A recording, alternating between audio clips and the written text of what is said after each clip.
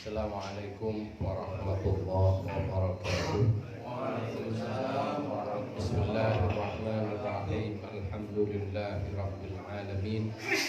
Allahumma shalli ala sayyidina Muhammadin al-Fatih lima ughliqa wal khatim lima sabaqa nasiril haqqi bil haqqi wal hadi ila siratal mustaqim wa ala alihi haqqa qadrihi wa miqdaril azim, amma ba'du. Para ikhwan rahimakumullah, alhamdulillah. Jadi malam ini adalah malam pertama di bulan Muharram 1441 Hijriah, atau ya karena ini ada yang namanya kalender Hijrah itu umumnya yang 29, ada 30 hari. Kalau di kalender saya 29 hari. Kalau yang berpendapat 30 hari Dzulhijjah, maka 1 Muharram adalah besok malam Ahad, ya, bukan malam Minggu, malam Ahad. Ya, kalau orang Islam jangan bilang malam Minggu. Jadi yang bilang malam Minggu itu pantasnya ya orang gereja, karena memang Domingus, ya, itu istilah malam Minggu ini istilahnya untuk gereja, orang-orang Kristen. Kenapa kok sekarang di kalender kok semuanya bertuliskan Minggu, Senin dan sebagainya? Jadi yang lain bahasa Arab, yang satu bahasa Eropa. Ya, Senin itu berasal dari kata Itsnain. Selasa itu berasal dari kata Ats-Tsulatsa. Rabu berasal dari kata Arbi'ah. Kemudian Kamis berasal dari Al-Khamis. Jumat itu berasal dari kata Al-Jum'ah. As-Sabti, ya. Jadi para ikhwan rahimakumullah, dalam kesempatan ini saya ingin membahas sedikit dan mengulang. Ini sudah saya bahas beberapa waktu yang lalu, tapi kalau tidak dibahas lagi hilang juga. Kenapa? Karena kita ini setiap hari dijejeli dengan kalender Januari Februari, sehingga orang Islam hampir tidak tahu kalau punya kalender Islam. Kemudian kenapa kok kalender kita ini ya angkanya ada yang gede, ada yang tulisan Arab, ada yang tulisan Latin, ya, yang kecil-kecil. Kenapa? Ini sedikit saya berbicara sejarah kalender di Indonesia. Dulu Indonesia ini agamanya antara Hindu dan Buddha dan animisme. Jadi agama penduduk asli orang Indonesia dulu pra-Islam, ya, sebelum Islam masuk, ya, ada yang animisme. Animisme ini orang yang tidak punya agama. Di antaranya sampai sekarang masih ada. Tandanya agama yang ini tidak jelas, konsepnya tidak jelas. Seperti ya yang baru-baru ini di TV rame, yaitu seperti Sunda Wiwitan. Kemudian di Jawa Barat juga ada suku Baduy, yang mana suku Baduy ini kayaknya sisa-sisa orang kerajaan Hindu Majapahit yang ke Jawa Barat, akhirnya mojok di daerah Lebak, ya, Banten. Kemudian ada Baduy dalam, ada Baduy luar, ya, dan sebagainya, yang mana mereka itu punya kalender sendiri.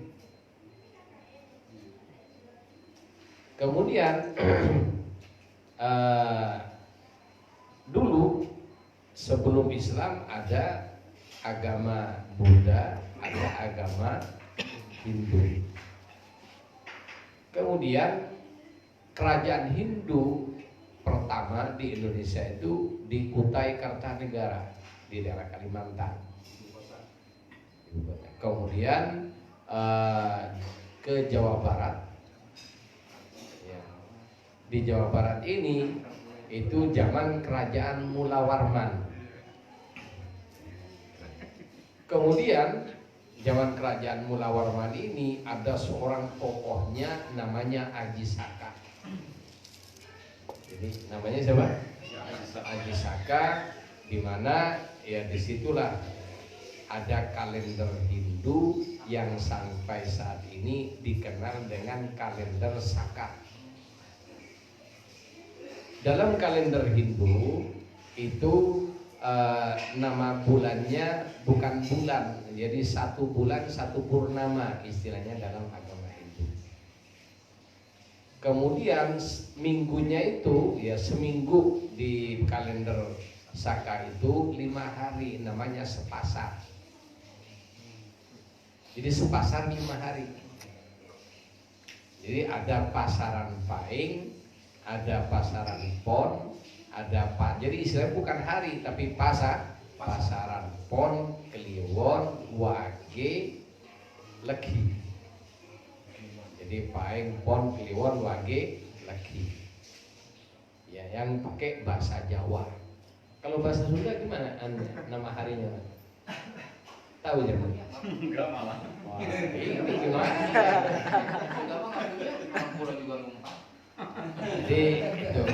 Jadi pakai hari bahasa Jawa Paing, Pon, Kliwon, Wage, Legi. Manis ya, kalau di Jawa Timur manis. Jadi ini namanya sepasar. Daerah-daerah Jawa sampai sekarang tidak ada pasar Senen, tidak ada. Pasar Kliwon tidak ada, pasar Jumat, pasar Kemis, pasar Rebo nggak ada. Yang ada pasar Kliwon, pasar Paing, pasar Legi dan lain sebagainya. Itu daerah Jawa. Yang mana dulu Mataram pertama itu agamanya Hindu. Jadi dari kerajaan Mula Warman di Jawa Barat ini bergeser ke Jawa Tengah dan berjaya dengan kerajaan Mataram. Yang awalnya beragama Hindu. Kemudian sejak zaman itu juga Cina sudah datang ke Indonesia. Cuma saya kalender Cina belum sempat tanya. Bahasanya jadi hari-harinya belum sempat tanya, belum tahu saya, makanya saya tidak berani nerangin, takut salah diketawain nanti. Tapi di Indonesia juga ada kalender Cina, di mana Cina itu mempunyai hari raya sendiri yang mereka rayakan sesuai dengan adatnya. Sehingga sekarang kan ada Islam Gongsi Pakai. Kemudian jadi ada hari raya agama Hindu masuk juga, ada hari raya Cina juga masuk di kalender kita, sehingga kemudian ada kalender Jawa. Kalender Jawa ini asimilasi antara Islam dan Hindu yang digabung. Yang mana dulu dikenal dengan istilah Islam sinkretisme, Islam yang disinkronkan dengan adat Jawa sebagai kebijakan Wali Songo agar supaya tidak terjadi benturan antara umat Islam yang masih baru dengan orang-orang Jawa. Maka kalendernya pun juga ya Islam dimasukkan, tapi juga istilah-istilah Jawa dimasukkan.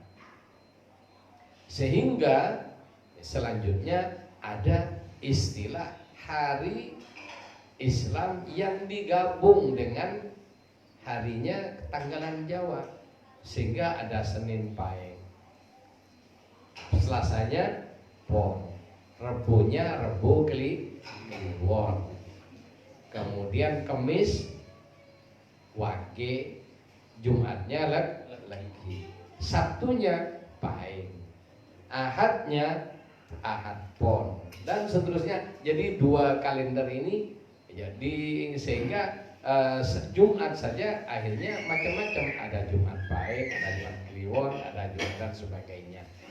Ini perpaduan antara kalender Jawa dan kalender Islam. Kalender Jawa, ya, nama-nama bulannya disesuaikan dengan kalender Arab, kalender Islam, sehingga cuma juga dimasukkan istilah Jawa. Ya. Kemudian bulan pertama kalender Jawa campuran itu, ya, kalender Aboge namanya, ya, itu bulan Suro. Yang dalam kalender Islam bulan Muharram. Jadi kenapa kok diberi nama bulan Suro? Karena mau diakui atau tidak, ya, juga yang datang pertama ke Indonesia dari para penyebar agama ini diantaranya adalah dari zuriyah Nabi, dari keturunan Al-Husain, di mana mereka dulu, ya, pada setiap tanggal 10 Muharram, Asyura, ya, minal Muharram, pada hari ke-10 bulan Muharram itu memperingati wafatnya, ya, kakek mereka yaitu Al-Husain bin Ali, ya, bin Ali, ya, dengan Sayyidah Fatimah Zahra binti Rasulullah sallallahu alaihi wasallam. Sehingga pada bulan Muharram, karena ada tanggal 10 yang dikeramatkan itu, sehingga lebih dikenal bulan Muharram itu tanggal 10-nya, dan tanggal 10 ini yang dijadikan nama bulan menjadi bulan Suro. Ketika bulan 10 Muharram ini kan hari duka cita wafatnya Sayyidina Husain, maka dengan hari berduka cita itu orang Jawa dulu diajak untuk berdoa dan sodakoh bubur, ya, bubur atau jenang suro. Tahu jenang suro? Ya, bubur, bukan bubur susu. Jadi bubur, jadi beras putih yang diberi santan, kemudian juga ada ya pentol macam-macam yang enak itu dulu. Saya suka sekali dengan bubur atau jenang suro. Ya, orang Madura menyebut, ya, jenang itu tajin, kata orang Madura. Ya, tajin sorak. Ya. Suro orang Madura menyebutnya dengan sorak. Suro menjadi sorak. Biar ngerti, ya, asal usulnya kalau kita ngerti tidak gampang-gampang, ya, sembarangan juga, ya, ngecap-ngecap ini. Kenapa? Ini bagian dari kebijakan juru dakwah kita zaman dulu agar supaya Islam tidak langsung berkonfrontasi dengan masyarakat lokal. Sampai kalendernya pun juga dikompromi. Ya, jadi ada kalender Islam yang dikompromi dengan kalender Jawa yang disebut dengan kalender Aboge, yang mana antara Jawa Timur, Jawa Tengah, dan Jawa Barat punya kepercayaan masing-masing dengan kalender ini. Sehingga kalau Jawa Timur diantaranya, ya, mengagungkan Jumat Legi. Ya, kalau sudah Jumat Legi atau Jumat Manis itu di Jawa Timur lain, itu selamatannya tidak sama. Kalau di Jawa Tengah, ya, dan Jawa Barat kayaknya Jumat Kliwon yang lebih dianggap.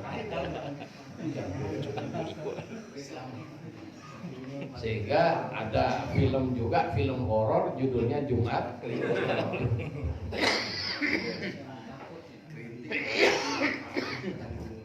Jadi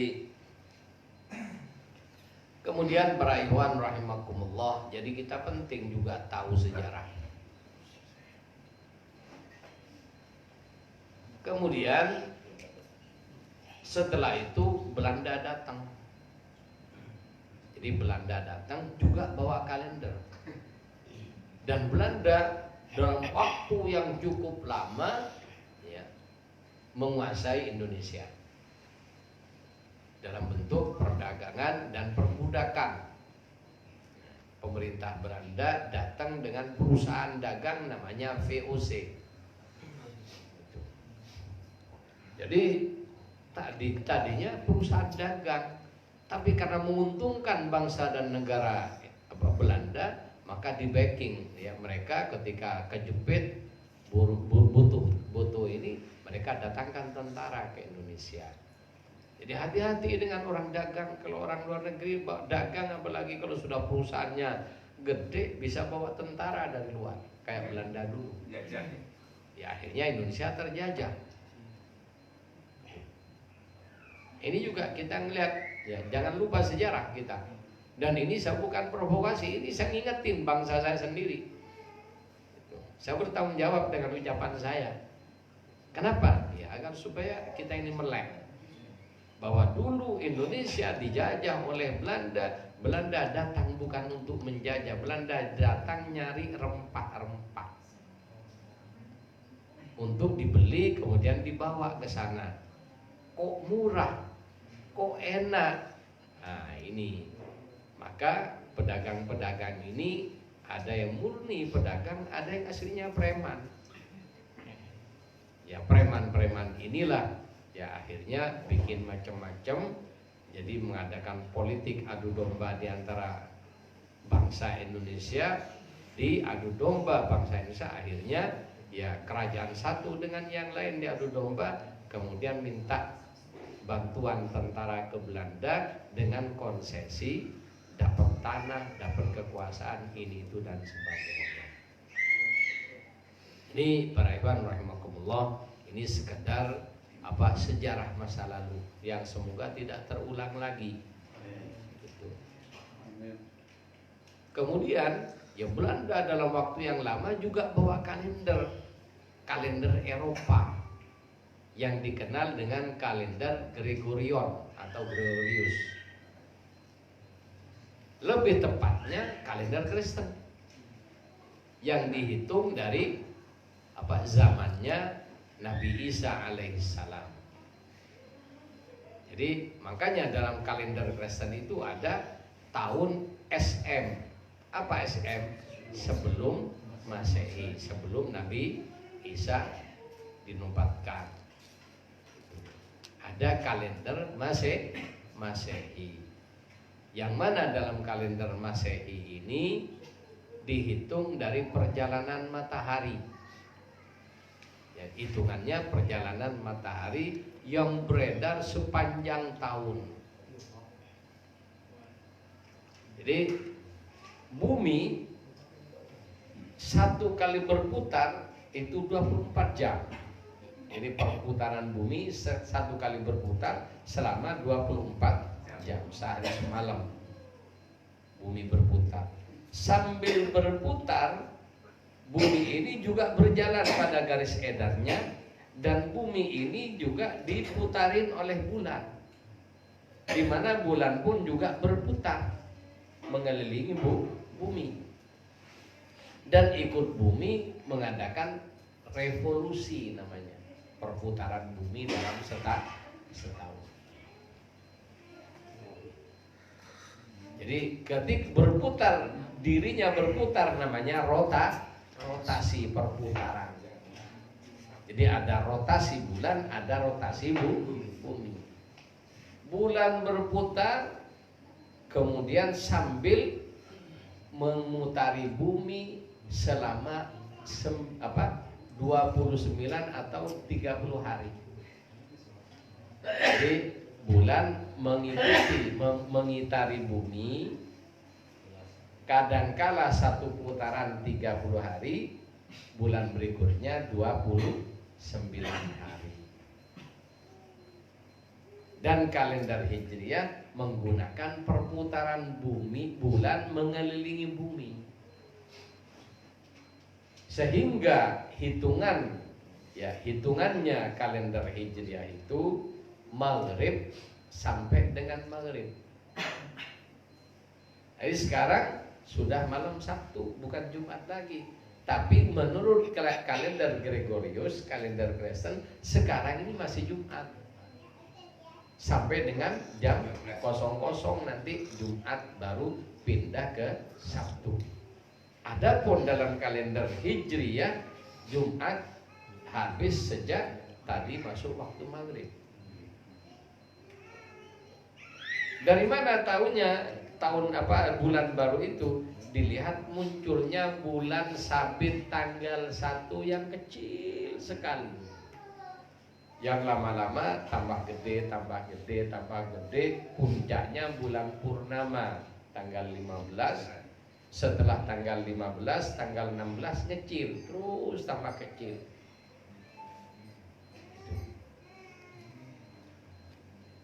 Dan ini dijelaskan di Quran, di surat Yasin. Wasyamsu tajri limustaqarrin. Dan matahari itu beredar pada garis edarnya. Jadi ada relnya, ada garis edarnya. Peredaran matahari ini mengitari garis edarnya ini 1 tahun. Satu putaran 1 tahun. Peredaran bumi, ya.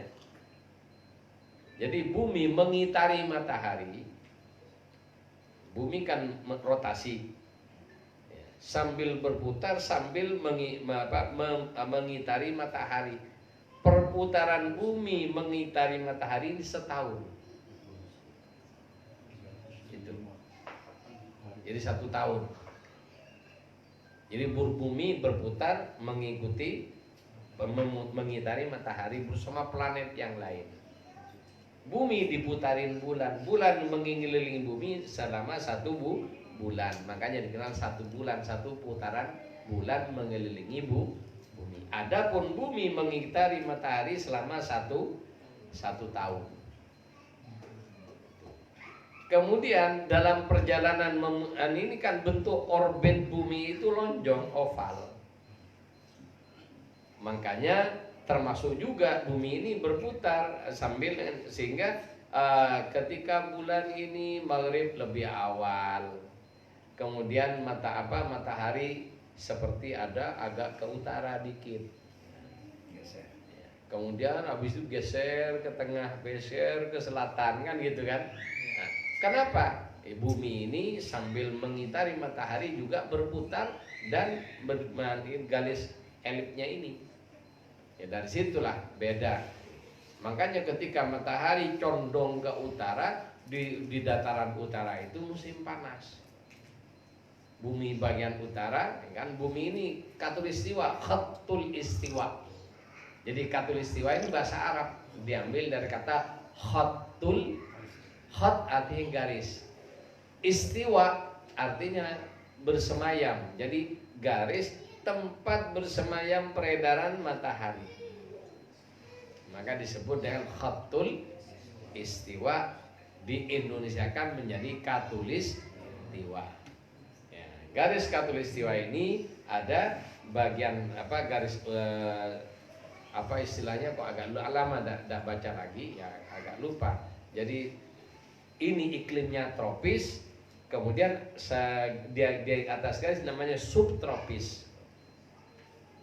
Kemudian apalagi dia lebih jauh lagi ya, setengah bukan iklim kutub tapi hampir daerah iklim kutub sampai di daerah kutub. Ketika matahari ada di khatulistiwa condong ke utara, maka belahan bumi bagian utara ini musim panas dan siangnya lebih lama daripada malamnya. Kerasa sekali kalau di Madinah terasa, di Libanon terasa, di Maroko terasa. Kalau sudah musim panas itu maghrib jam 8 malam baru maghrib.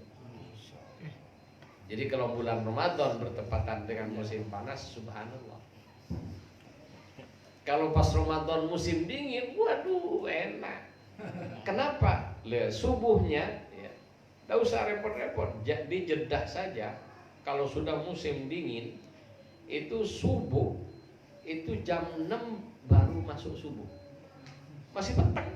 Jam 6 itu masih petang. Dan matahari baru muncul jam 7 lewat. Itu kalau lagi musim panas, karena Jeddah ini masuk daerah utaranya khatulistiwa. Ya seperti itulah gambarannya. Ya kita kembali, jadi bumi, matahari juga beredar pada garis edarnya, di mana peredaran matahari ini selama 100 tahun, 1 abad. Jadi bumi matahari berjalan di garis edarnya, muter juga dalam waktu 100 tahun. Jadi 1 abad itu matahari mengitari garis edarnya selama 1 putaran itu 100 tahun.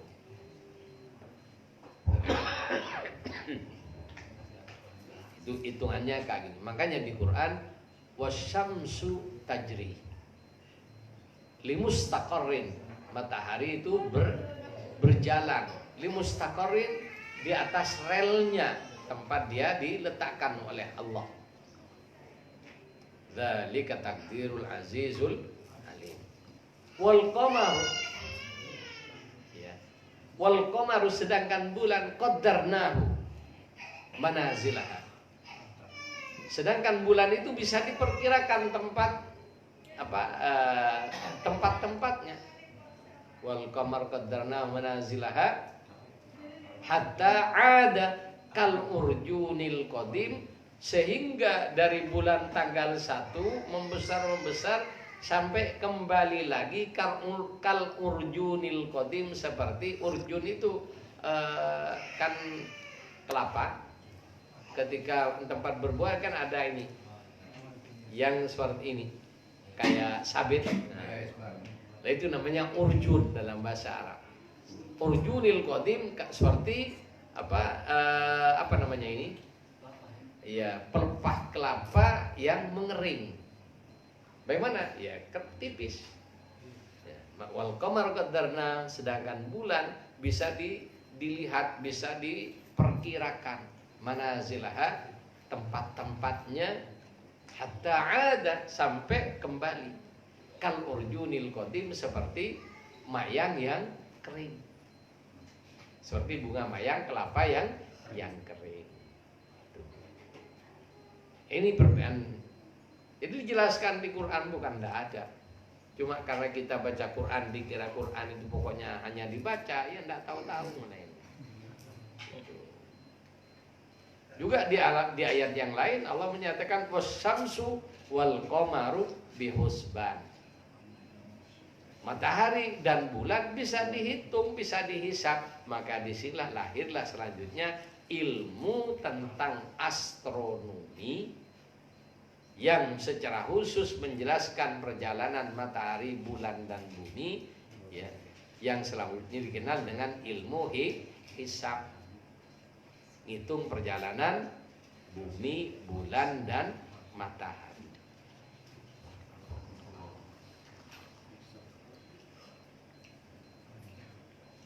Para ikhwan rahimakumullah, sekarang yang jadi pertanyaan,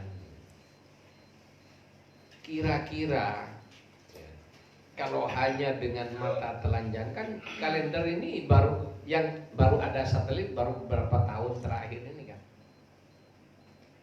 Jadi baru ada satelit setelah tahun 60-an baru ada satelit. Dan kalender itu sudah ada sejak sebelum itu. Dan kira-kira bisa memperkirakan perjalanan matahari begini dengan letak yang persis. Kalau hanya dengan ilmu hitung-hitungan, kira-kira bisa enggak? Jadi itulah sebenarnya ya, karya yang membuat kalender pertama begini itu aslinya adalah para aulia yang rohaninya sudah menguasai fisiknya, sehingga orang para arifin itu ya sebagaimana dijelaskan di Jawahir, satu kaki di muka bumi, kaki yang lain bisa saja berada di belakang arsy. Sehingga ya bukan hanya bicara langit pertama sampai ke langit ke-7, lewat di situ, itulah para aulia yang jalan-jalannya ke situ. Rekreasi. Kalau kita kan sampai berjuang ke puncak saja berjam-jam kena macet. Sampai mereka tahu bumi begini bentuknya, dibuatlah global pertama yang membuat namanya Syed Muhammad Al-Idrisi. Ya, kemudian dibuat, oh ini bentuknya benua Amerika begini, benua Afrika begini, dan lain sebagainya. Ya. Dan ternyata setelah satelit ada proses, berarti dia dulu lebih dari satelit.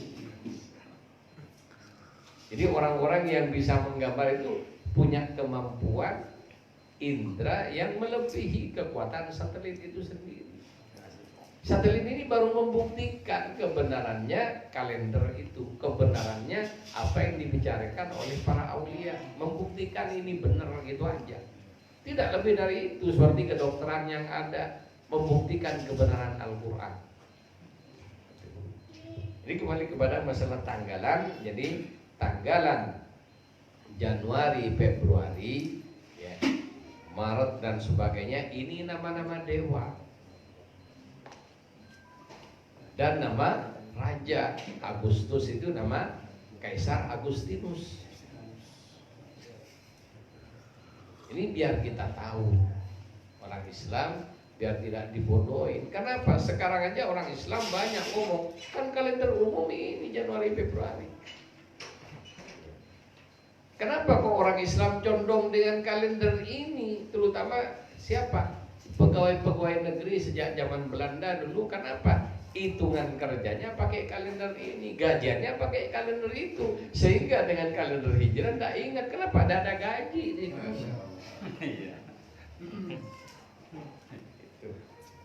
Makanya mereka ingatnya dengan kalender Gregorius. Kenapa? Ya, tiap tanggal 1 gajian. Kalau sudah ada duitnya mesti ingat. Tanggal 1 ngipas, tapi lagi gajiannya 1 Muharram.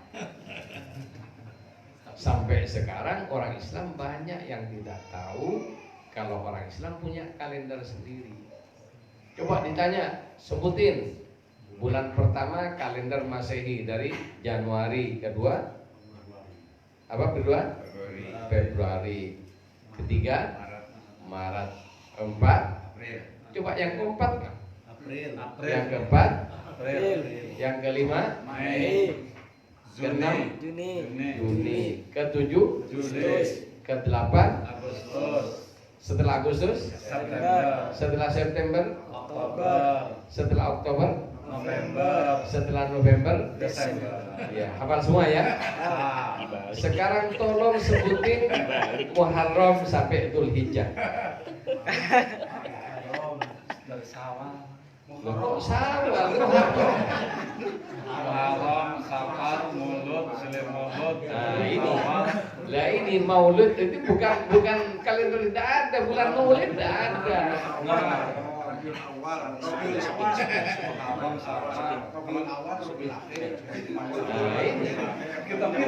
Nah ini orang Toriko saja ada hafal dengan kalender Islam.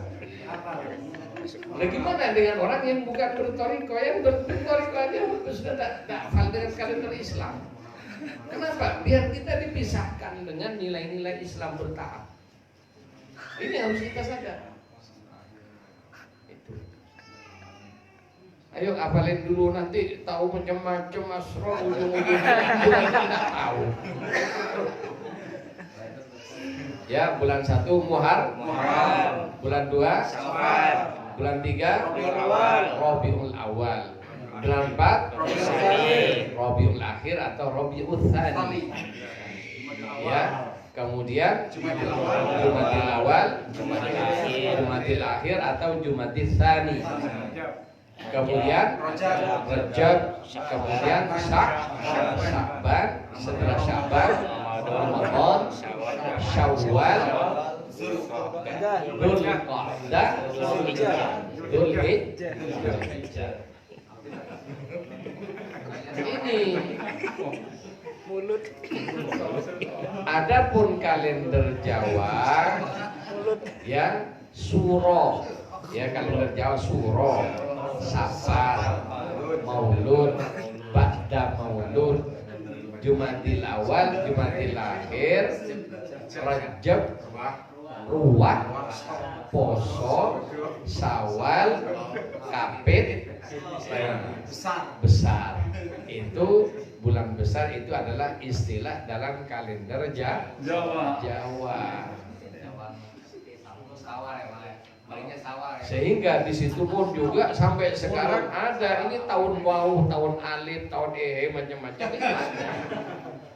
Oke, berarti yang dihitung sama saya tadi itu Yang itu kalender Sunda atau Jawa yang sudah itu campuran kalender Hindu dengan Islam. Jadi ayo ulang lagi apa? Muharram, Safar, Rabiul Awal, Rabiul Tsani, Jumadil Awal, Jumadil Tsani, Rajab, Sya'ban, Ramadan, Syawal, Dzulqa'dah, Dzulhijjah. Itu. Jadi Syawal ya, bukan Syawal, Syawal. Ingat-ingat ini dan tolong sampai di rumah nanti ditulis lagi biar ingat. Masa orang Tijani tidak tahu kalender Islam kan lucu nanti. Tiap tahun baru Islam. Ya itu kalau di kalender kita ini tidak ada gajian, makanya tidak ingat. Gajiannya diganti.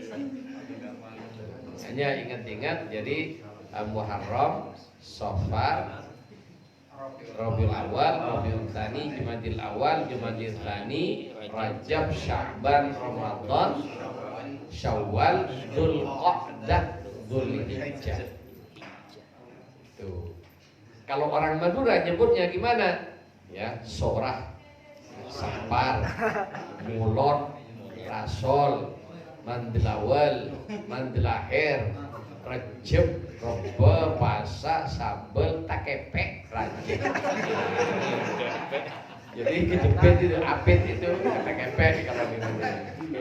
Ini istilah.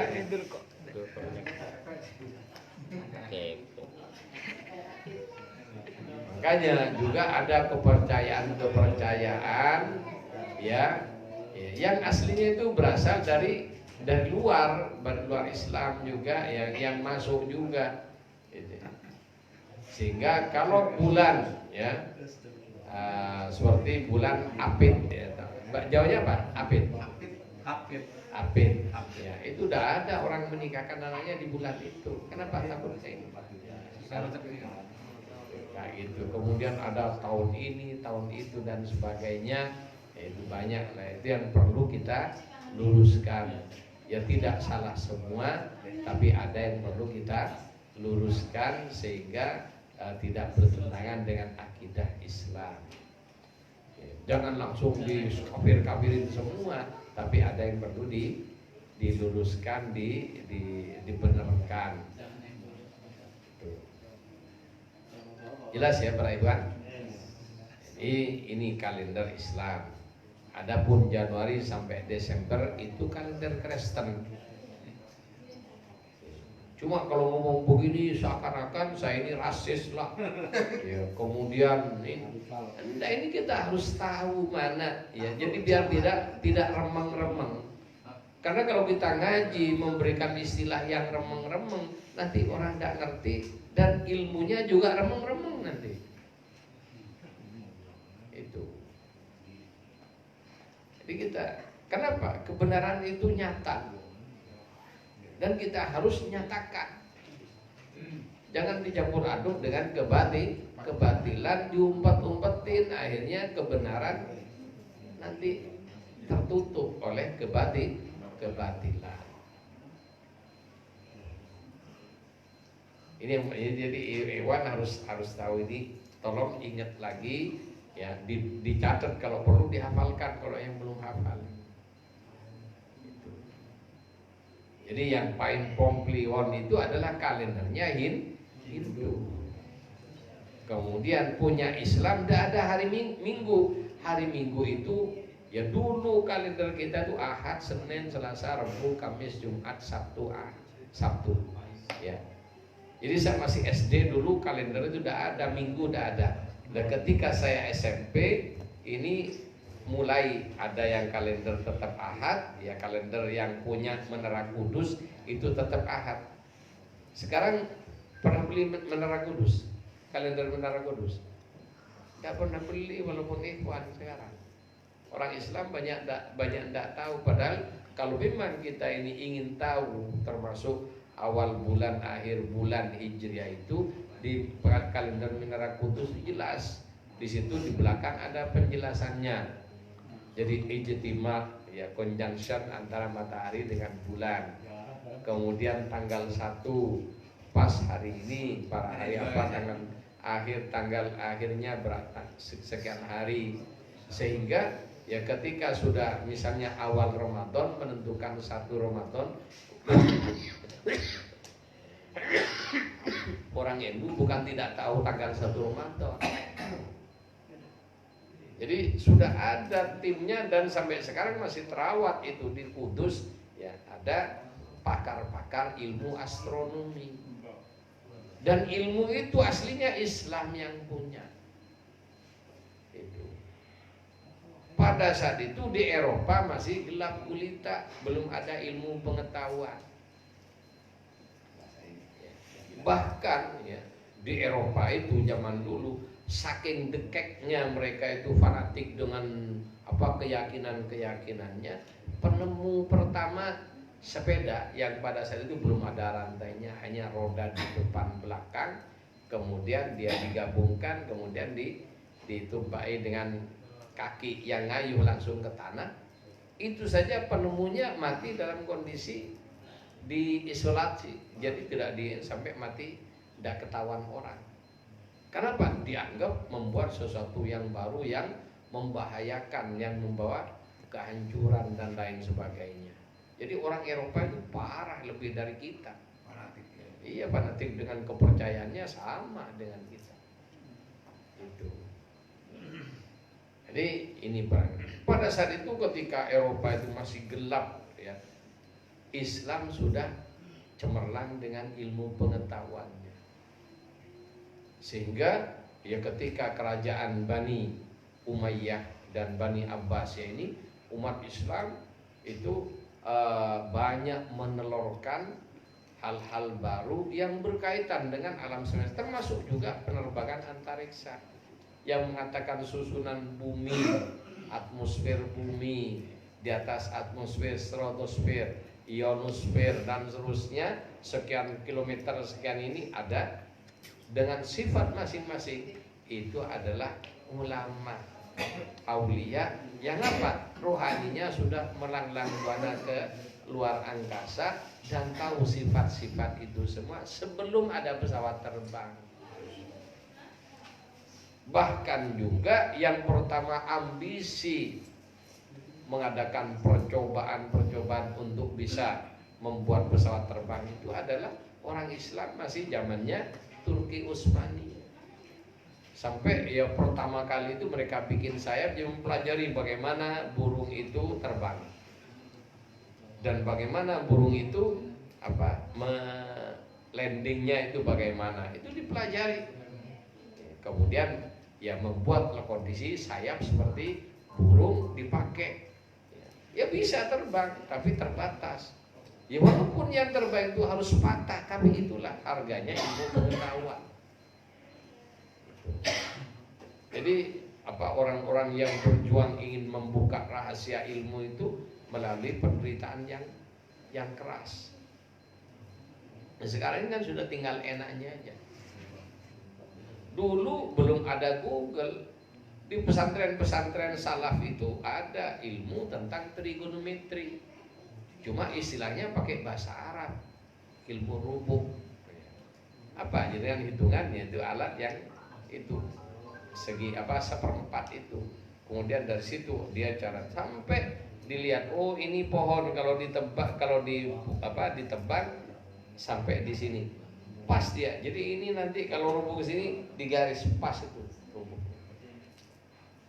Cukup dipandang, kemudian dari situ dia dengan ilmu trigonometri yang ada yang disebut dengan ilmu rubuh itu. Sampai kenapa? Jadi termasuk matahari, jarak matahari dengan bumi sekian ribu, ya, sekian juta kilometer dan sebagainya itu, lah itu mereka yang ngukur, termasuk bumi, apa diameter bumi, lingkar bumi itu berapa kilometer, juga mereka yang ngukur di peta, kemudian ada koordinatnya, itu garis bujurnya, kemudian garis lintangnya, lintang selatan, lintang utara, bujur timur, bujur barat, itu dengan koordinat, sehingga ya pada saat itu ya Islam yang membuka itu semua. Oleh karena itu kita penting juga membaca ya kepada ikhwan agar supaya tidak hanya tahu yang ini, penting juga ya. Jadi orang-orang yang mempunyai orang Islam dari pemuka-pemuka Islam yang mengadakan penelitian dan sebagainya, ya termasuk yang menemukan benua Amerika dan sebagainya. Sekarang patungnya Columbus sudah diturunin dan diinjak-injak, dibuang. Kenapa? Ya Amerika baru tahu terkuat bahwa penemunya bukan Columbus. Bohongin. Jadi dibohongin. Jadi para ikhwan rahimakumullah, ya ini berkenaan dengan tahun baru. Jadi tahun baru kita adalah 1 Muharram. 1 Januari itu adalah tahun baru Kristen. Ini harus tahu. Jadi kalau kita merayakan tahun baru Kristen, berarti kita mensiarkan siar agama lain. Jadi kalau kita merayakan 1 Januari, berarti kita ini mensiarkan siar agama lain. Kenapa?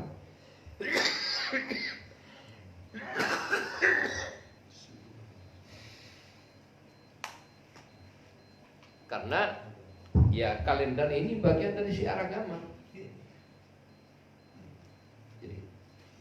Jadi siar agama kalender. Jadi bagian dari identitas. Yang mana umat Islam sudah banyak tidak tahu kalau itu identitas kita. Sehingga kalau 1 Januari orang Islam berbondong-bondong keluar, ya, kemudian lebih parahnya lagi pakai atribut topi kerucut itu. Dan itu namanya topi San Benedetto, tanda kemurtatan. Itu tandanya orang murtad dulu, pakai topi itu. Dan trompet itu siarnya Yahudi, lonceng siarnya Kristen. Mereka bangga, hitung mundur 10, 9, sampai begitu 1 langsung tiup trompetnya. Kemudian laki perempuan berpelukan walaupun bukan suami istri dan bukan apa-apanya. Kemudian terjadilah pergaulan bebas, minum, mabuk, jalan di jalanan, digeber motornya, digeber mobilnya dengan perasaan bangga dan sebagainya. Lah ini ya kita ya moga-moga lah diampuni oleh Allah Subhanahu wa taala, karena ini tergolong tasyabbuh. Kita ini menyerupai kegiatan menyerupakan diri dengan mereka, di mana Nabi pun juga menyatakan man tasyabbaha biqaumin fahuwa minhum. Orang yang tasyabbuh menyerupakan dirinya dengan satu golongan, maka dia golongan itu, golongan tersebut. Jadi kalau kita pakai atribut-atribut Kristen walaupun Muslim, maka bisa digolongkan sebagai orang Kristen. Kalau kita pakai atribut Hindu, bisa digolongkan sebagai orang Hindu. Hati-hati. Ini makanya kita penting tahun baru ini kita peringati, tahun baru itu kita rayakan. Penting. Saya dulu ketika masih muda ya, punya pengajian namanya Remaja At-Taqwa. itu agenda pengajian umum itu dalam setahun punya 3 kegiatan. Jadi maulid, khusus maulid ya, kita tuh ngadain acara sampai 3 malam. Ada MTQ, kemudian lomba hadroh, lomba baca selawat dan sebagainya. Ya, pokoknya untuk maulid kita sediakan waktu 3 hari dari Jumat, Sabtu, malam Ahad puncaknya. Itu pengajian umum. Kemudian yang kedua yaitu tahun baru Islam. Dan pada saat itu ya walaupun sendirian, kenapa? Yang penting kita berbuat. Ya, saya membuat mesen ucapan selamat tahun baru, kita edarkan. Kenal tak kenal dikasih. Selamat tahun baru 1 Muharram 1000 sekian Hijriah.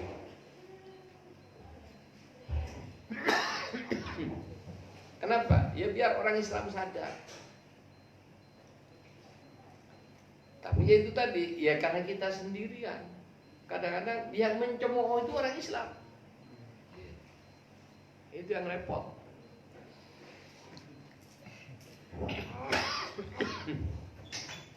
Jadi dua kegiatan ini kita semarakkan betul.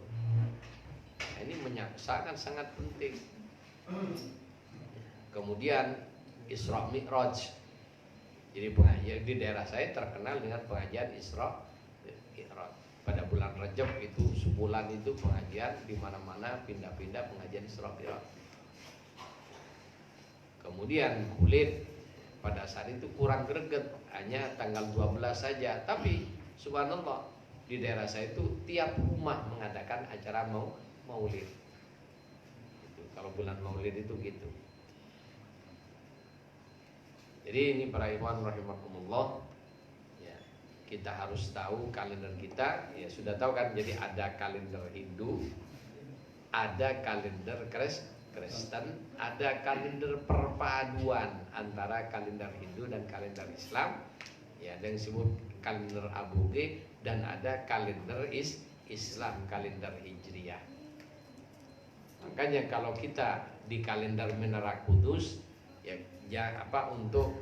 karena memang dipakai bulan ini Gregoriusnya Januari, Februari, tapi khusus ya tanggal hijrahnya pakai tulisan Arab.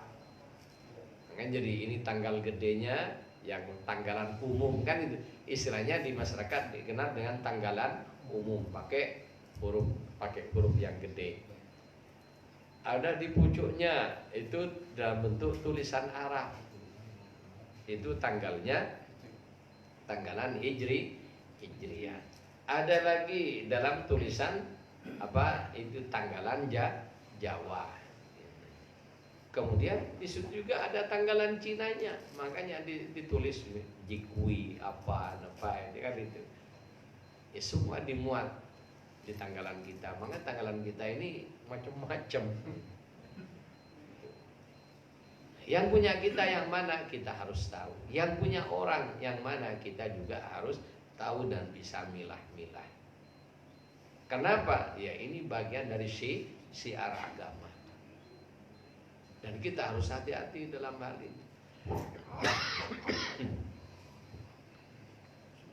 Kemudian para ikhwan rahimakumullah, ini sehubungan dengan tanggal-tanggal kalender Hijriyah dan kalender Kristen dan kalender-kalender yang lain. Kemudian apa sih gunanya kita tahu dengan kalender itu? Karena pada di antara ibadah, ya. Jadi masing di dalam kalender Islam ada hari-hari yang dimuliakan oleh Allah Subhanahu wa taala. Di situ juga ada kelipatan pahala. Contohnya pada Ramadan sebulan penuh. Pada bulan Muharram pada tanggal 1 sampai 10 Muharram kita dianjurkan berpuasa. Itu. Kemudian di bulan Rabiul Awal ada kelahiran Rasulullah sallallahu alaihi wasallam. menurut pendapat yang disepakati oleh banyak ulama. Tapi perlu ikhwan tahu, kelahiran Nabi Shallallahu Alaihi Wasallam itu masih dalam perdebatan sampai sekarang. Karena apa? Ada yang berpendapat Nabi lahir sebelum Muharram dan lain sebagainya. Tapi kita mengikuti pendapat yang sudah disepakati oleh sebagian besar ulama, 12 Rabiul. Ikhtilaf tentang hari kelahiran Nabi itu masih banyak ceritanya. Termasuk juga ikhtilaf-ikhtilaf yang lain juga banyak. Intinya kalau kita biar tidak terjadi silang pendapat terlalu jauh, kita ikut saja yang sudah lazim. Kemudian dalam kalender Islam ada seperti Idul Fitri, Idul Adha, awal Ramadan, dan hari-hari yang lain, termasuk di bulan Dzulhijjah tanggal 1 sampai tanggal 10 Dzulhijjah kita dianjurkan juga berpuasa sunnah. Jadi banyak ya, penting kita mengetahui kalender tersebut, karena di balik itu banyak peristiwa penting dan hal-hal penting, termasuk ijabahnya doa, kabulnya doa, kelipatan pahala juga terkandung di balik kalender-kalender tersebut. Dan penting kita juga memperkenalkan pada anak-anak kita. Jadi anak kita perlu diberitahu ini kalender punya kita orang Islam, dan ini kalender yang bukan punya orang Islam. Jadi biar tahu kalau itu bukan punya kita, dan anak kita tidak ikut-ikutan seperti masyarakat pada umumnya yang tidak ngerti. Kalau tidak ngerti mengikuti masih mending lah. Nanti kalau ikhwan sudah ngerti masih ikut lah, ini yang bahaya. Kalau sudah tahu bahwa hal ini juga bagian dari syiar agama, jangan kita ikut.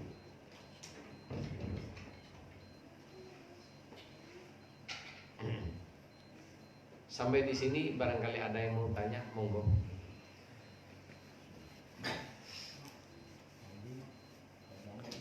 Dipersilakan yang mau tanya. Ini Bah, Ya. kan ada bulan-bulan yang haram. Bulan haram itu Iya. katanya diharapin berperang. Ya. Itu sampai sekarang juga haram. Lah iya, jadi bulan-bulan yang haram berperang juga itu bagian dari. Kemudian ada bulan yang haram, hari-hari yang haram berpuasa seperti hari tasyrik. Jadi kata haram sendiri dalam bahasa Arab punya dua arti. Arti pertama, haram itu mulia. Masjid Al-Haram, masjid yang mulia. Yang kedua, ya kata haram ini dilarang. Jadi pada bulan-bulan haram dilarang, haram berperang, haram ini, haram itu, dan sebagainya. Ya seperti itu. Ada lagi? Monggo. Langsung aja, ada usah ini. Torik mau tanya, monggo.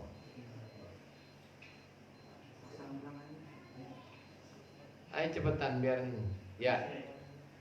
Ya majulah suaranya biar kedengaran. Di Jawa itu ada larangan untuk melaksanakan pernikahan di bulan Suro ya. Iya. Nah itu terkadang kok pantangan itu benar-benar terjadi. Jadi kenapa ini? Ya, ini pertanyaan yang bagus. Ya, jadi dalam keyakinan orang Jawa, diantaranya pantang tidak boleh mengadakan acara pernikahan di bulan Muharram. Karena juga kenyataannya ya pada bulan-bulan yang itu juga ada banyak kejadian kecelakaan pada bulan-bulan itu. Pada bulan Muharram memang banyak kecelakaan terjadi. Kecelakaan besar itu sering terjadi di bulan Muharram. Oleh karena itu pada bulan tersebut sebaiknya tidak mengadakan acara-acara penting. Kenapa? Itulah yang disebut asror. Ya. Jadi asror, sesuatu yang tidak terlihat tapi ada. Dan mereka melarang itu bukan hanya sebatas tapi dititenin sama orang mulai dulu kejadian-kejadian pada bulan tersebut seperti ini kenyataannya. Sehingga dititenin akhirnya jadi diyakini ternyata memang ada asror, ya. Ada hal-hal yang tidak bisa dicerna dengan pikiran, ya, yang muatannya negatif, berbahaya jika dilakukan pada bulan-bulan tersebut. Terus bagaimana hukumnya? Gitu kan? Iya. Ya. Jadi kalau kita contoh, mati dan hidup punya Allah. Yang menentukan mati hidup adalah Allah. Kemudian ada zat beracun. Iya. Kalau orang dikasih dengan zat beracun, jadi dalam bentuk udara dikasih udara yang beracun. Iya. Contohnya di Dieng dulu, ya, di gunung pegunungan Dieng itu ada zat apa itu tingginya 2 meter dari tanah. Jadi kalau sudah tinggi itu orang berjalan, orang dewasa kena itu meninggal, menghirup udara beracun itu. Di bawah 2 meter itu, andaikan anak kecil jalan tidak apa-apa, tapi orang dewasa berjalan. Lalu bagaimana? Yang membuat mati dan hidup siapa? Apakah udara beracun itu atau Allah? Allah. Ya, di sini. Ya, sehingga kalau kita meyakini perkara, ya, seperti meyakini ada udara beracun yang tidak terlihat, tapi kenyataannya memang beracun, di mana letak kesalahan dan kesesatannya? Karena itu sudah terbukti.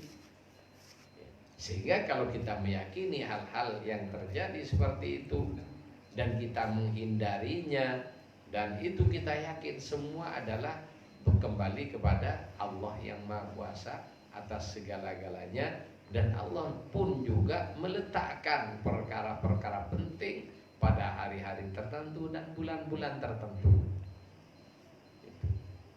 Kenapa kalau hari Jumat kok lebih nyaman kita beribadah pada malam Jumat dan hari Jumat? Karena pada hari Jumat itu Allah melipat gandakan pahala, berbeda dengan hari-hari biasa. Bahkan hari Jumat itu bagian dari hari raya mingguan orang Islam. Yang mana kalau kita sholat 2 rakaat di hari Jumat, pahalanya melebihi pahala umat Nabi Musa yang dulu ketahuan oleh Nabi Musa ada di atas gunung, tidak pernah turun ibadah selama 80 tahun. Nabi Musa senang, kemudian dalam senangnya itu Nabi Musa diberitahu oleh Allah untuk umat kekasihku. Kata Allah SWT pada Nabi Musa, ibadah umatmu selama 80 tahun itu lebih banyak pahala ibadah umat 2 rakaat pada hari Jumat. Jadi hari Jumat ini punya nilai setara dengan Lailatul Qadar. Karena 80 tahun itu 1000 bulan. Berarti pakai kalau nggak sholat Jumat rugi pakai ya? Ya rugi. Ya, bukan hanya rugi, ya dosa. Ya rugi pahala dosa. Karena itu fardu ain bagi laki-laki. Kalau masih dalam perjalanan gimana? Gimana? Kalau misalnya dalam perjalanan. Oh, kalau dalam perjalanan, ya hari Jumat tidak bisa Jumat karena perjalanan. Jadi makanya kalau hari Jumat itu dianjurkan kita tidak bepergian. Jadi kalau mau bepergian mengambil hari di luar hari Jumat satu. Kalau terpaksa harus pergi, ya, kalau terpaksa harus pergi, harus berangkat sebelum subuh. Kalau berangkatnya sebelum subuh, secara hukum sudah dalam perjalanan. Hari Jumat itu juga dalam kondisi perjalanan, sehingga orang dalam perjalanan itu dapat rukhsah tidak wajib sholat Jumat, tapi tetap wajib sholat zuhur. Itu dengan catatan jalan keluar dari rumah sebelum masuknya waktu subuh, sudah keluar dari rumah. Jadi misalnya berangkat malam Jumat, hari Jumatnya payah, tidak Jumatan itu tidak dosa, cuma tidak kebagian keutamaan Jumat. Tapi tetap wajib sholat duhur seperti itu. Ada lagi? Ya, Mengenai sholat berjamaah, Pak. ya. Pada suatu ketika itu saya pernah ikut sholat berjamaah subuh, Pak. Dan sang imam itu pada rakaat kedua itu lupa bacaan Fatihah, Pak. Padahal itu udah diperingati sama makmumnya di belakangnya, tapi sang imam itu masih terus lupa. Sampai akhirnya sebelum salam beliau tuh sang imam pun nggak sujud sahwi, Pak. Apakah itu harus diulang atau bagaimana? Ya, kalau imamnya itu memang benar-benar lupa dan sampai yakin dengan apa yang dilakukan itu sudah benar, imamnya tidak masalah. Makmumnya ini kalau tahu imamnya, kalau tidak ada Fatihah kan tidak sah.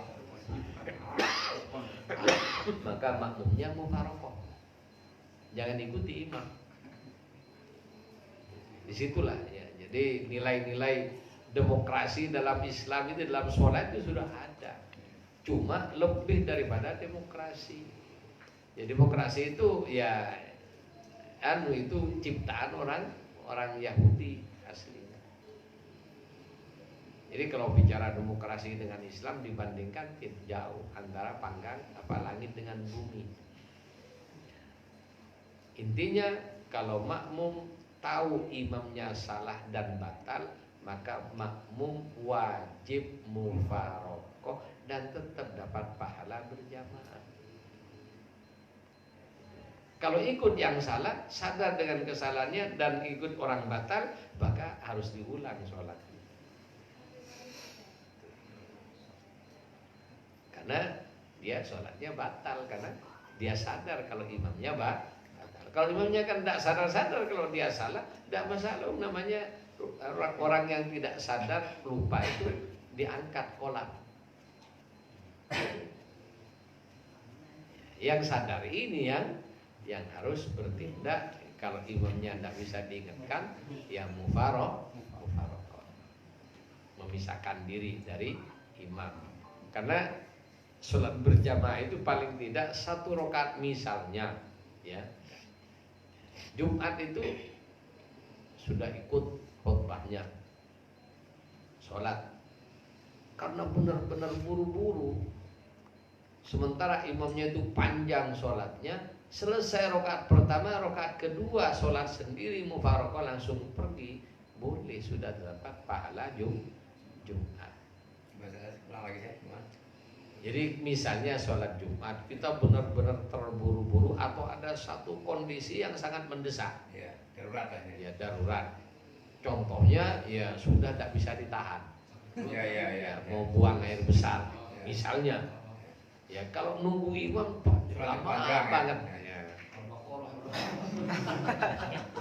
Oleh karena itu terus bagaimana? Ya yang penting rakaat pertama selesai, rakaat kedua mufarokoh langsung. Ya selesaikan sholatnya, ya langsung mencelat, langsung diri. Makanya kalau kondisi seperti itu, ya ngambil posisi yang memudahkan keluar dari barisan berjamaah. Jangan di depan, jangan di tengah. Kada darurat.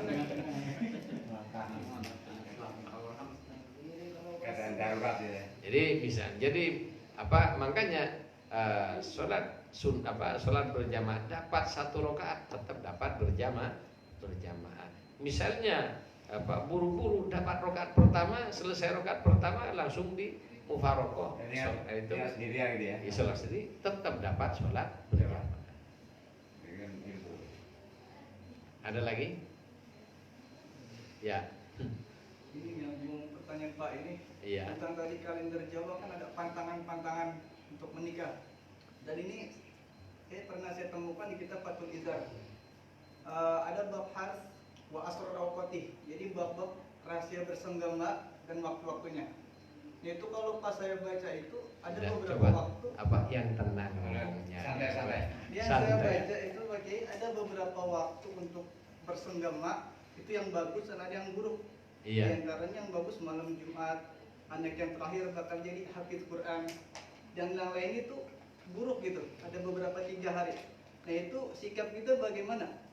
Kalau ada kerabat mau nikah misalnya di malam yang kurang baik waktunya, apa itu langsung ngebobol gawang itu, apa kita tahan? Dan seandainya sudah terlanjur, biar bala itu nggak kena itu anak, bagaimana itu Pak Kiai? Ya. Jadi itulah. Makanya ada yang tahu dengan diberitahu dengan asror, ada yang tidak diberitahu. Orang yang tahu itu harus bijak, kan gitu kan? Ya. Jadi harus bijak memberitahunya bagaimana dan sebagainya. Dan itu mau diakui atau tidak, yang namanya asrar itu Allah yang bikin. Jadi yang harus kita sadari bersama itu adalah Allah yang menentukan. Hukumnya percaya, ya boleh dan harus sebenarnya.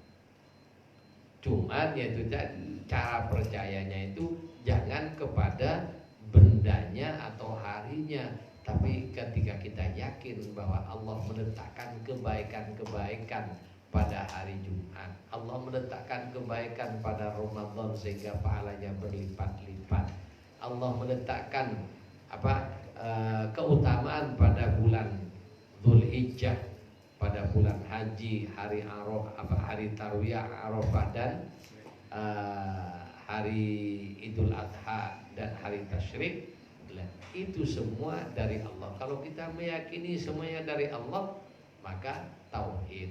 Yang tidak boleh ketika kita meyakini hal tersebut berdiri sendiri, menjadikan kerusakan atas namanya sendiri, itu tidak boleh. Kan bulannya gitu ya, bulannya. Ya, jadi termasuk bulannya, harinya, memang itu.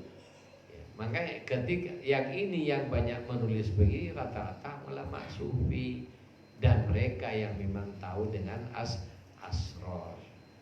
Ya, kita percaya dengan omongan mereka karena mereka berpengalaman dan berpengetahuan untuk itu, boleh ya. Andaikan itu diingkari oleh sebagian umat Islam karena mereka tidak pernah dengar kabar tersebut secara terbuka, itu pun tidak apa-apa. Tapi yang namanya ya seperti tadi, ketika kita ada benda yang di situ aslinya ada racun tapi kita tidak tahu kalau ada racunnya. Contoh ikan laut. Semua ikan yang berasal dari laut itu mempunyai racun arsenik pasif. Jadi semua ya hewan laut itu punya racun arsenik pasif. Membahayakan ya? Bahaya. Arsenik pasif ini ketika dimakan tidak membahayakan.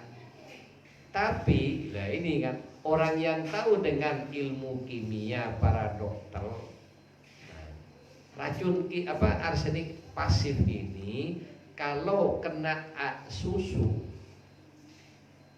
itu bisa aktif dan bisa menjadi bahaya membunuh. Nah, ini kan rahasia yang dohirnya orang tidak tahu. Sama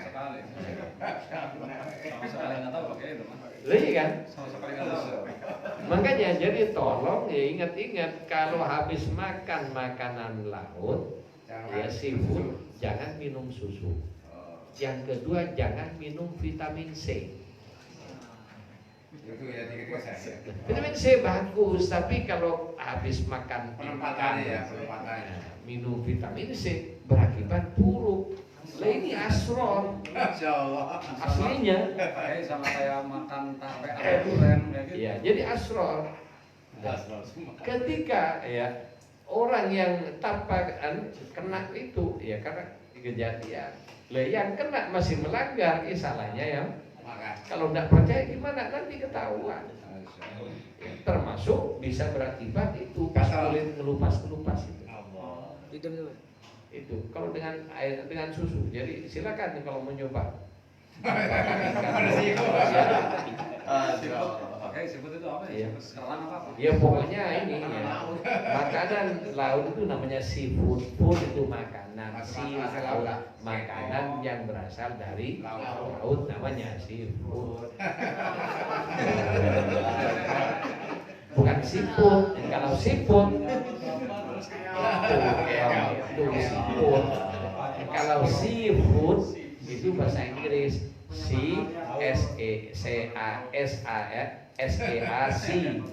laut. Food FUUD makanan. Seafood makanan yang berasal dari laut. Lalu kalau makan makanan seafood ini, kalau habis itu langsung minum susu, itu aktif racun arseniknya, itu bisa bikin minimal belang ke kulit. Masya Allah, ngeri juga itu. Sampai kepada kalau dosisnya tingkat tinggi, itu langsung nyinyir saat juga. Masya Allah. Hancur kulit. Rawan tadi. Yang dinamakan penyakit judam tuh, Pak. Iya. Itu. Allah. Bahkan sampai mati. Ya, karena panas racunnya. Ya, dan itu gatal panas artinya. Sadis ya. Kalau dengan itu seafood dengan vitamin C aktif juga dan juga berakibat. Bahaya. Nah, meyakini ini, oke, oh ini makanan laut, tidak ada apa-apanya. Oh ini vitamin C bagus, ini susu bagus, iya memang perkara bagus semua. Tapi Perlawanan. tercampurnya perkara bagus dengan yang bagus ini ada Efek. ya efek-efek yang kita tidak tahu, yang tahu orang farmasi. Dokter ya. Dokter. Termasuk juga ya, oh ini pada hari ini tidak boleh begini, tidak boleh menurut ahli yang tahu dengan asrar. Lalu kita percaya dengan itu, ya kalau tahu sadarnya akan percaya dan tidak syirik. Tapi banyak kejadian itu benar kalau melanggar. Iya, jadi tidak syirik. Makanya pentingnya itulah kan di pertemuan namanya mau diyakinin atau tidak, tapi kenyataan mulai diungkap sekarang. Seperti ini ya, teori Stephen yang penemunya ini Wan Tijani. Stephen itu ya ini orang yang jadi ketahuan dari mana? Di scan sidik jarinya, semua di scan. Namanya, tanggal lahirnya, termasuk juga nanti katanya masih belum lengkap, tapi retina matanya juga di scan. Itu ketahuan. Sampai ya kalau berjalan sandalnya yang tipis tulang belakang, yang tipis tulang depan, yang tipis sebelah. Kalau jalan sandalnya kayak gitu lengkap di situ. Ketahuan saya. Kalau di kamu pakai palak pakai. Jadi itu bukan. Jadi kalau dulu dibilang ya khurafat, dibilang klinik, tapi kenyataan sekarang sudah terbukti perkara yang disebut asrar itu ada. Ya demikian juga ya seperti yang ditanya tadi, bagaimana orang di bulan ini tidak boleh menikah, di pada malam ini sebaiknya jangan berhubungan suami istri dan sebagainya, karena itu juga ada efek tidak baik. Ya. Kalau secara hukum setiap malam boleh, secara hukum. Ya, tapi ini tinjauannya tinjauan asrar. Itu jadi ranahnya berbeda. Ada lagi? Tanya Ya, saya. Pak Ismun. Itu Pak Yai mohon dijelasin tentang 7 hari 40 hari tentang wafatnya seseorang. Iya. Sementara di sisi lain kan itu nggak pernah putus orang yang melaksanakan, di sisi lain juga ada orang bertanya gitu. Ini menjelaskannya gimana bagi mereka yang Iya. Baik. Tapi itu sudah ada yang jelasin di YouTube itu ada. Jadi tentang jadi memang berkaitan dengan diintegrasinya mayit oleh malaikat mungkar dan nakir. Dari itu ada penjelasan para ulama, ada juga dari hadis-hadis. Ya. Karena juga ya kalau kita berbicara hadis Nabi yang ada di Sahih Bukhari hanya sekitar 5.000 hadis.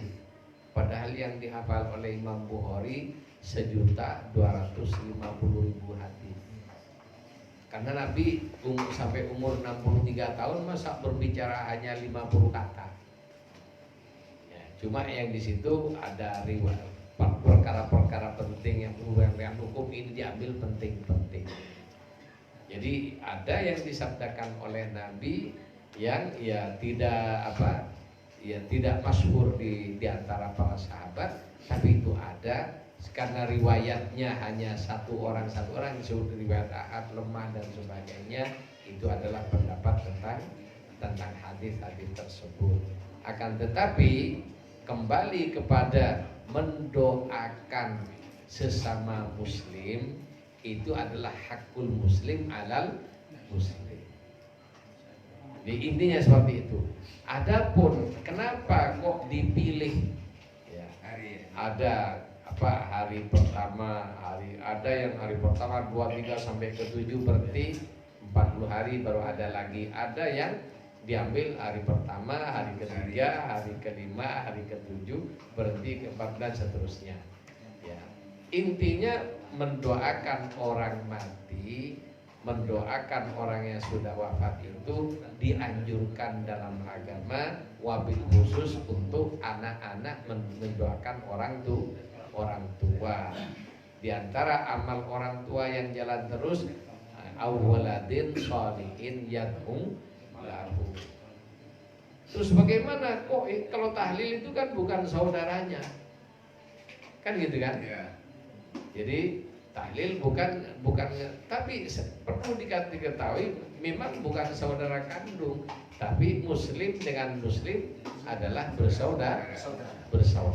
Jadi saudara seiman, satu keyakinan. Kemudian Allah merintahkan juga di Al-Quran istaghfiru. Ayatnya istaghfiru rabbakum astaghfir lil mu'minin wal mu'minat, ya, termasuk juga kita dianjurkan oleh Al-Quran mohon ampunan untuk saudara kita yang beriman, baik laki-laki dan perempuan. Itu ada anjurannya.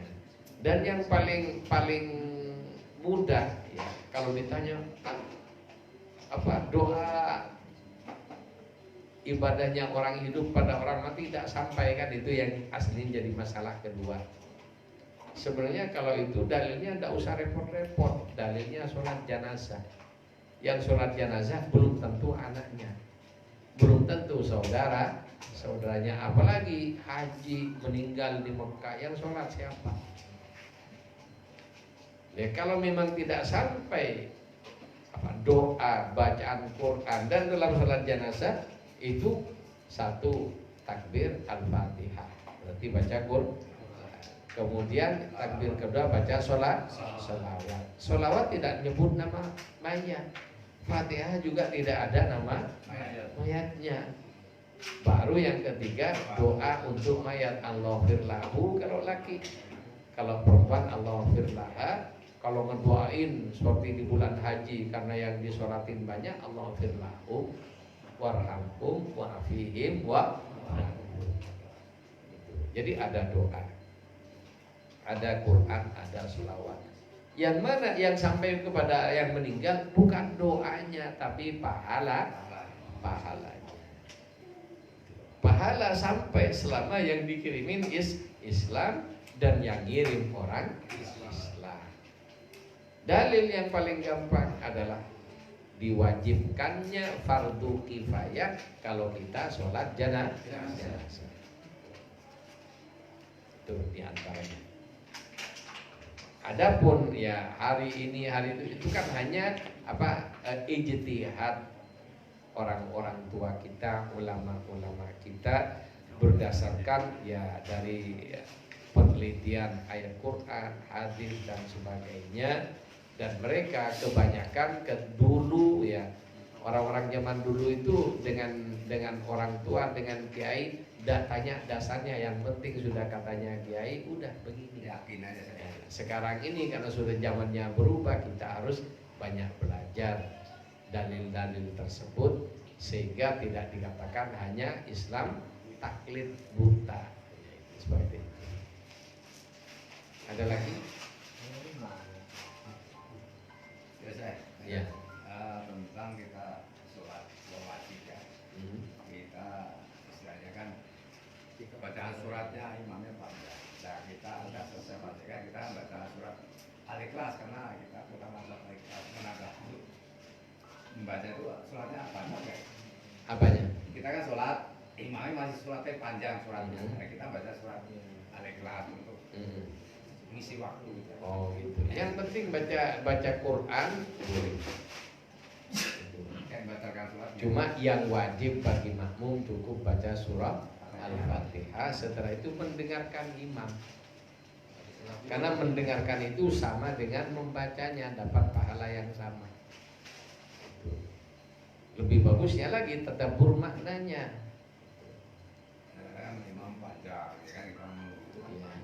Tapi misalnya sambil dengar juga baca surat Ikhlas, tidak apa-apa, tidak ada larangan. Saya dengan selamat itu Pak. Hah? Ikutin imam selamat tansol, setiap salat ikutin imam baca Fatihah. Siap imam Selamat. Oh, selamat Ancol. Iya. Kok saya ikutin nih? Gimana? Ya intinya kan yang wajib baca Iya, Fatihah. maksudnya imam baca Fatihah gitu. Iya, tidak apa-apa. Yang wajib kok dia baca Fatihah juga makmumnya. Jadi baca Fatihahnya bareng imam atau ketika imam baca surat-surat pendek, pada prinsipnya tidak diharuskan seperti itu. Intinya makmum membaca surah Al-Fatihah. Ada lagi? Ya. Masalah ini ngirim doa ya. Jadi kalau kita sebagai orang Tijani ini mau ngirim doa ke saudara-saudara kita, ini ada kaifiatnya enggak? Terus kemudian yang kedua, kalau kita mau ziarah ke pondok-pondok yang telah wafat, itu bacaan apa yang bagus kita baca ketika ziarah? Iya. Ya pada prinsipnya ya mendoakan ikhwan kita datang ke muqaddam, ke kuburannya muqaddam, tidak ada kaifiat sebagaimana harus seperti ini dan sebagainya. Cuma memang ada kaifiat ziarah aulia itu ada, dan di situ juga ada bacaan-bacaan yang dianjurkan kalau kita ziarah aulia. Ada juga bacaan-bacaan yang dianjurkan ketika kita ziarah ke Rasulullah SAW. Jadi seperti ketika kita ziarah ke Rasulullah, pertama Assalamualaikum ya Rasulullah, Assalamu alayka ya Habiballah, Assalamu alayka ya khair khalqillah, dan seterusnya. Kemudian bagaimana kalau ziarah ke aulia? Assalamu alayka ya Habiballah, Assalamu alayka ya waliyallah, Assalamu alayka, dan sebagainya. Itu kaifiat yang biasa dibaca kalau kita datang ke makbarahnya orang wali. Nah, kemudian setelah itu kita berdoa, ya, membaca ayat Al-Quran yang dihadiahkan pahalanya kepada mereka. Itu. Gimana? Enggak. Jadi, oleh karena itu ya ini juga Ikhwan Tijani tidak usah ikut-ikutan yang macam-macam ziarah kemana-mana, itu jangan. Kenapa? Ziarah wali di luar Tijani itu bisa membatalkan thariqah secara langsung. Bagaimana kita punya kakek wali? Masa kita tidak akan datang ke kuburan kakek? Kan gitu kan? Ya. Kalau nanti bingung ketika datang ke kuburan kakeknya, ini datang anak kepada kakek, cucu pada kakeknya, atau nanti ujung-ujungnya tawassul kepada wali di luar Tijani yang berakibat fatal pada thariqah, lebih baik gak usah datang. Kenapa? Ziarah kubur tidak wajib. Kan tidak wajib kan? Satu.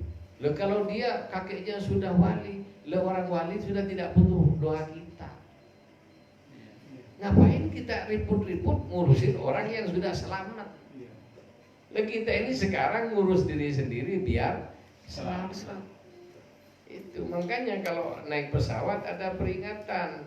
Ya, kalau terjadi oksigen berkurang karena pesawatnya naik karena cuaca lagi tidak bagus, naik sampai oksigen tipis, maka akan keluar apa itu? Masker oksigen. Kata pramugari, pakailah dulu untuk diri Anda, baru memakaikan kepada, kalau gendong anak kecil baru anaknya. Tapi diri sendiri dulu, artinya selamatkan diri sendiri baru nyelamatin orang. Ku anfusakum wa ahlikum, diri sendiri dulu.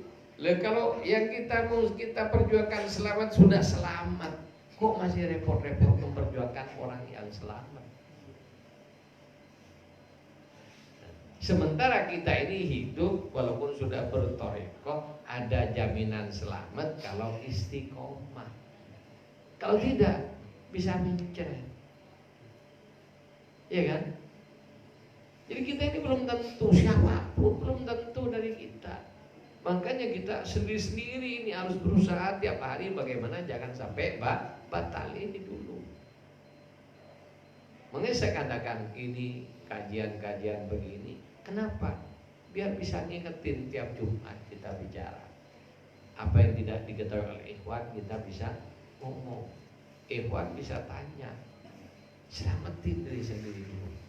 Thariqah kita selamatkan, iman kita selamatkan, baru mikir orang. Lah ini orang yang sudah selamat sih dipikir, sementara dirinya belum jelas. Lah, waras apa enggak? Waras. Ini jadi kan juga ada ikhwan setelah ditegur kita kan ziarah lillah. Orang itu kalau belum butuh, belum tahu lillah. Jadi orang yang tahu karena Allah itu ketika dia sudah dibuka oleh Allah hatinya. Kalau belum butuh, belum tahu karena Allah itu kayak apa, belum tahu. Kenapa? Buktinya ketika kita ibadah. Ya, contohnya kayak saya ngimamin. Ikhwan enak, tapi di belakang tidak ada yang melihat. Saya dilihat orang, suara saya didengar orang. Ya saya manusia. Ketika baca enak, gimana perasaan? Apalagi selesai, mantep Pak Kiai tadi. Coba telinganya kalau digitukan mengembang apa enggak? Manusia kalau tidak ngembang bukan manusia. Lah ini racunnya ibadah kayak gini. Nah, ketika kita langsung nanti rusak ibadah kita. Lah kita ibadah kita ini belum tentu diterima, Mas. Makanya kita tiap hari ibadah. Ya. Kenapa? Ya siapa tahu dari sekian banyak itu ada yang diterima dan kita mohon ada yang diterima, bukan semuanya. Itu sulit untuk ibadah makbul itu sebenarnya makbul, nah, tapi juga ada anjuran. Ya kalau kita lupa lebih atau kurang dalam membaca, kita baca istighfar 100. Kalau kita ingin makbul, maka kita baca Jawharatul Kamal 3 kali. Niat jabar. Jadi jabar yang tidak khusyuk, jabar yang hati kelambar kemana-mana ketika kita baca wirid dan sebagainya. Sehingga wirid kita yang aslinya tidak masuk kategori qabul dengan dijabar pakai Jawharatul Kamal 3 kali menjadi ibadah yang makbul. Jadi makbulnya bukan makbul asli, makbul dongkrakan. Karena didongkrak. Yang ngedongkrak siapa? Syekh dan Rasulullah dengan syafaatnya karena kita baca selawat Jawharatul Kamal. Masih dongkrak, kabulnya masih didongkrak, kok sudah mau ngedongkrak orang. Punya sendiri aja belum jelas. Oleh karena itu ayo kita berjuang diri sendiri. Kalau kita sudah selamat, ya kalau kita sudah selamat, orang lain yang kita cintai nanti bisa kita usulkan kepada Allah dengan, ya kalau kita sudah selamat dulu. sudah Wali Songo biar tambah tinggi pangkatnya. Memangnya lu siapa? Ada mentang-mentang kalau kita sudah terjadi nganggap begini-begini bisa itu menolong. Orang sudah selamat masih mau ditolong. Dan kita itu ada adab-adab ziarah. Jadi kalau datang ke kuburan wali tidak punya hajat apapun, aslinya itu sulul adab. Itu. Ini seperti itu. Ada lagi pertanyaannya? Ya. Ini cerita teman yang pergi itu beberapa bulan lalu. Apakah namanya dibuka apa tuh Pak? Jadi tadinya kan biasa aja, tapi setelah dia di sana di Mekah, dia bisa tahu melihat si A si B akhlaknya gimana, sifatnya gimana. Sampai dia pulang kembali masih bisa melihat kayak gitu. Ya itu bagian dari ya dibuka tadi. Ya dibuka hijab sedikit, itu baru sedikit, tapi itu ujian. Iya, orang dibuka itu makanya ujian, tambah bahaya. Kenapa? Ketika dibuka tahu kekurangan pas nebak lo begini ya, lo begini. Kenapa? Tanpa terasa timbul rasa bangga di hatinya. Nah itu bahaya.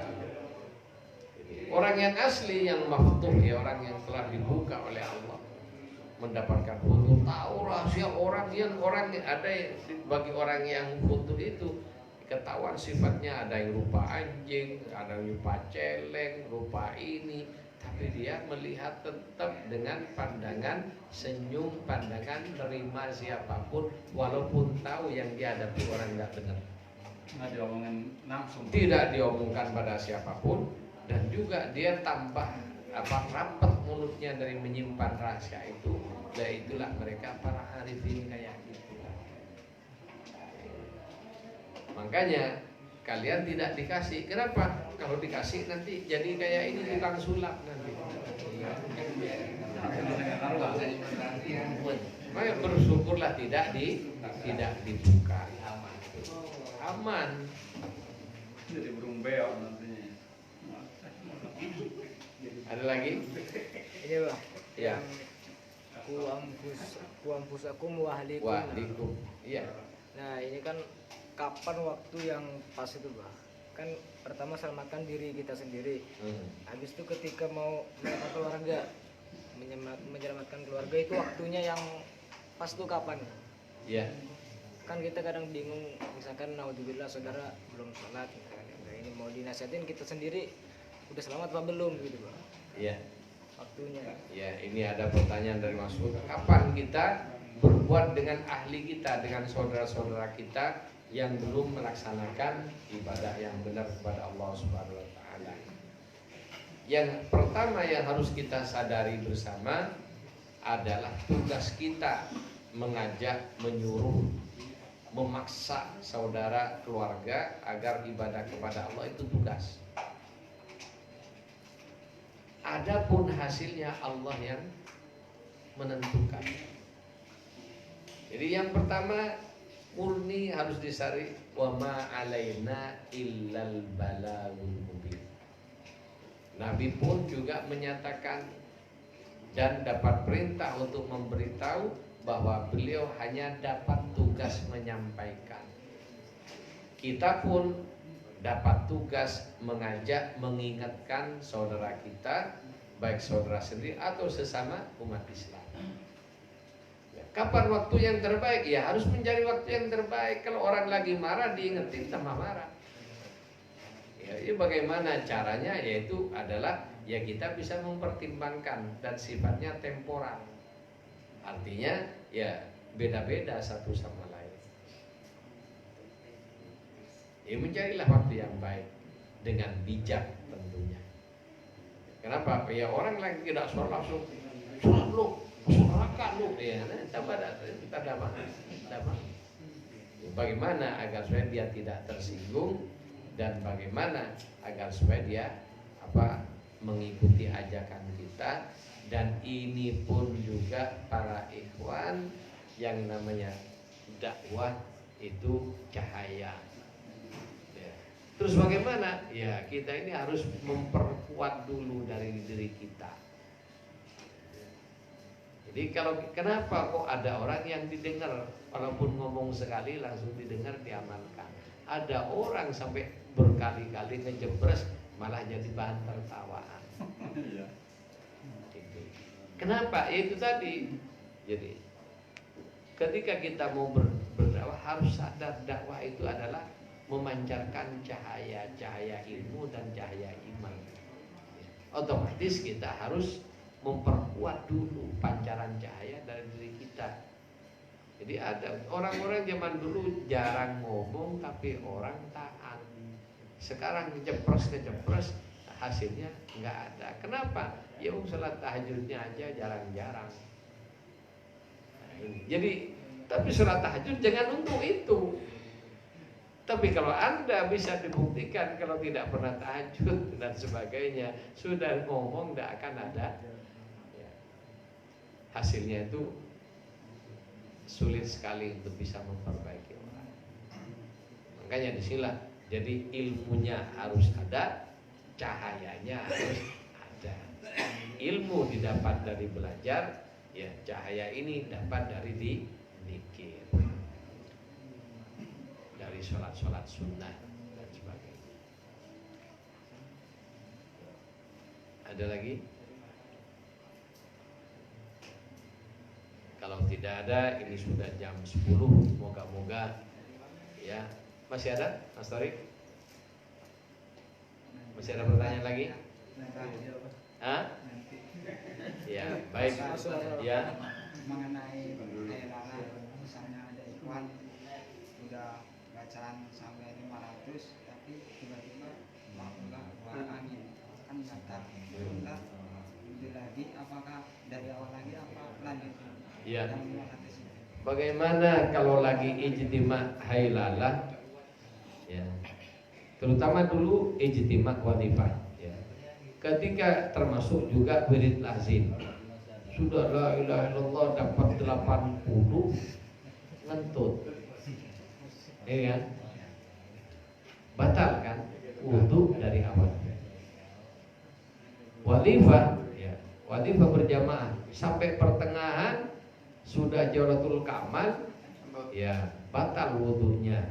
Wudu balik lagi secepatnya dan ikut imam yang sudah Jawharatul Kamal sampai selesai Jawharatul Kamal 12. Kemudian diingat Jawharatul Kamal dapat berapa? Misalnya dapat 8, berarti Jawharatul Kamal kurang 4. Ketika imam menutup wadifah, innallaha malaikatahu yusalluna 'alan nabi ya ayyuhalladzina amanu sallu 'alaihi wa sallimu taslima. Ya. Kalau kita masbuk, ya seperti ini tadi masbuk. Masuk ke ijtima, tidak usah baca Fatihah, cukup karena Fatihah itu hukumnya sunnah dalam lazim maupun wadifah maupun haila. Terus bagaimana? Cukup a'udzubillahi minasyaitonirrajim, bismillahirrahmanirrahim, langsung ikut apa yang dibaca oleh imam. Misalnya dapat Jawharatul Kamal 8. Begitu imamnya nutup dengan innallaha malaikatahu yusholluna 'alan nabi, mufarokoh, memisahkan diri, jangan ikut berdoa. Ya, jangan ikut berdoa. Terus bagaimana? Langsung dari awal istighfar, astagfirullahaladzim wa atubu ilaih 30, surat Fatih 50, la ilaha illallah 100 plus kekurangan Jawharatul Kamal. Begitu Jawharatul Kamal genap 12, jadi kalau 8 kurang 4, begitu 4 langsung ditutup innallaha wa malaikatahu yusholluna. Enggak pakai istighfar ya? Enggak. Yang istighfar itu kalau kita lalai, lupa dan sebagainya. Ya termasuk ya ketika kita wadifah ketiduran sampai kemana-mana. Ya. Kita istighfar, perasaan kita baru baca istighfar berapa, dapat 29, 30 sudah hilang misalnya. Kemudian setelah itu baca Shalawat Fatih sudah tidak tahu kebaca atau tidak. Nah, ini kita ingat-ingat yang mana yang kebaca dan berapa jumlahnya. Setelah itu ya kalau kita wadifah ketiduran itu kurangnya kurang berapa, ditambahkan, setelah itu baca istighfar 100 kali. Itu namanya kalau. Tapi kalau masbuk seperti tadi tidak perlu istighfar, langsung selesai. Jelas? Ya. Baik, saya kira cukup dulu yang kita bahas. Moga-moga manfaat untuk semuanya. Assalamualaikum warahmatullahi wabarakatuh.